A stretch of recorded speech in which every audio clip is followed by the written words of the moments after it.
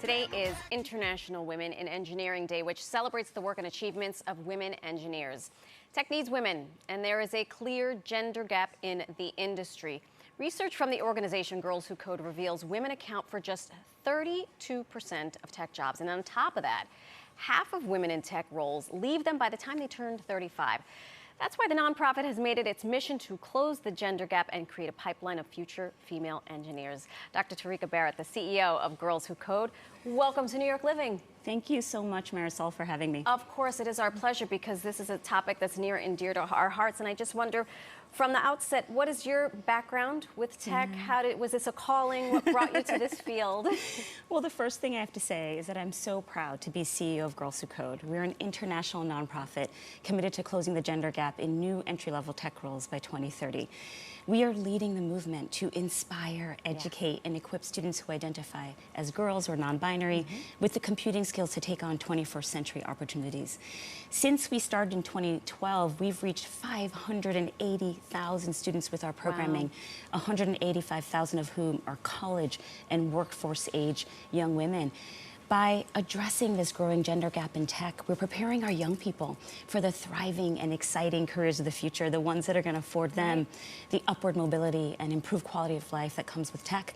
And you ask how I started, you know, I very much grew up both in Brooklyn, New York and Kingston, Jamaica. And there's nothing like living in another country to shape your worldview. And I'm the proud daughter of Jamaican immigrants. And I had a mom who instilled in me really early the power of mentorship and the importance of fighting for equity and making change.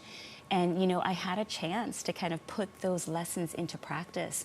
And so my early exposure and connection actually happened when I had a chance to design and launch the first ever high school in New York City focused on software engineering. Oh, wow. I know. It was going to be a part of the then mayor's plan to make New York City a tech hub. But it was also potentially, Marisol, going to be what we called a screened school. Okay. So kids would have to test in order to be accepted. Okay. And as an educator, I knew that relying only on test scores were going to put kids of color at a disadvantage. Right. And we know the reasons: poverty, disinvestment in low-income neighborhoods, racial bias in testing. So even though I knew it would risk turning off our stakeholders, I rallied support and fought against screening, and I'm happy to report now that today any student can apply to attend the Academy for Software Engineering. Wow. And for the kids who are there, 95% of them are graduating on time. Wow. And what do you think we need to do? I know you are dedicated, you're the CEO of this amazing nonprofit organization, and I wonder just, what can we do more to instill in young women, especially young women of color, that this is a viable option for them? You know, when I was coming up, I'm also a product of New York City schools. It didn't interest me, and had someone like you said, "Hey, we can do this," I think it would have changed the trajectory of my life. So what can we do now, do you think? Marisol, it's such a great question. And the fact that you're even spotlighting on this segment today is really, really important. We operate at Girls Who Code on two levels. We teach girls computer science, but we also know how important it is to change the image of what a computer scientist looks like and does. So what you're talking about is that our girls, our non-binary students, don't see themselves represented. And so for us, that's why we have these incredible campaigns.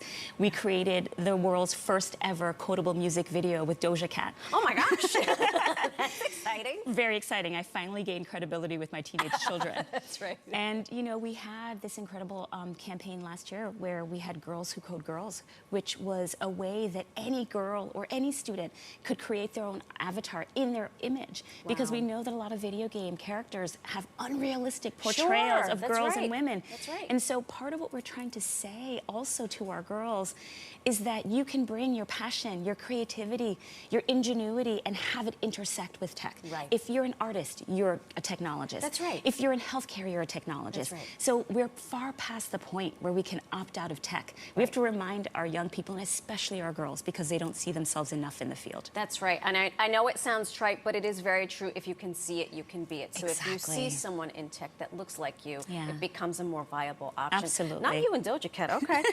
So we mentioned early at the top, and it was crazy when I read this, half of women walk away from tech jobs. Yeah. Why do you think that is happening? You know, we've talked about how we foster this interest at a young age. Now women who are already in it, they're saying, this isn't for me. Why do you think that's happening, and what can we do to retain that talent? Yeah, and Marisol, it's contributing to the numbers that you shared with the audience at the top in terms of not seeing representation in the field for Black and Latinx women. Right. We make up only 5% of all of those holding computing jobs. Girls of Code did a 2019 study that found that as early as the internship experience, you know, 50% of our alums had said that either they had experienced or they knew another woman who had experienced discrimination. They had gone through 5 to 10 rounds of interviews without seeing a single woman or woman of color. Some of them, you know, had sexist and racist comments made to them, all the way to blatant harassment. Wow. And if that's happening when you're 19 years old, when you're getting your first internship, right, that can be difficult. And the statistic you mentioned came from a study with Girls Who Code and Accenture. Half of women end up leaving tech jobs by the age of 35. Many of them possibly because they felt their workplace was inhospitable to women. Maybe there wasn't adequate parental leave. Maybe they didn't see female role models. That's right. Or maybe a toxic culture. Or mentorship. I know you mentioned early in your, you know, when you were splitting time between Jamaica and Brooklyn, you had these wonderful mentors. How can we be better mentors? Because I think for so many women who are either at the top of their game or are at a certain field, they feel like, oh my gosh, I don't even have enough hours in the day for myself. Absolutely. How do I mentor somebody else? Such a wonderful question, Marisol. At Girls Who Code, one of our core values is sisterhood. I love it. We believe deeply in the sisterhood, in bringing another along. And often, even if your day is busy, just being able to look into the eyes of a niece, a mentee, someone who's in your life, and remind them that they should have a seat at the table in tech, it makes the world of a difference. So many of the girls that we work with, Girls of Code was their first ever coding experience. And if you fast forward, we now have young women leading malware teams at like famous companies. Oh my gosh. We have one of our students, former alums, Karina Popovich, who during the pandemic launched Makers for COVID-19, where she galvanized a whole group of folks who owned 3D printers to 3D print PPE for frontline medical workers. And so she was a clearly student. the talent is there. Absolutely. And clearly the work is being done. And it has been a pleasure to talk to you. Oh my goodness. Thank you, Marisol, for having me. Oh, well, thank you.